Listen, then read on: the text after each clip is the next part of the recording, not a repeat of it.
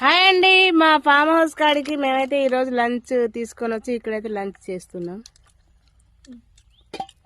మన్హా ఐజా మా సనా మేమందరం అయితే ఆర్యన్ సేహ అందరం ఇక్కడే లంచ్ చేస్తున్నాం.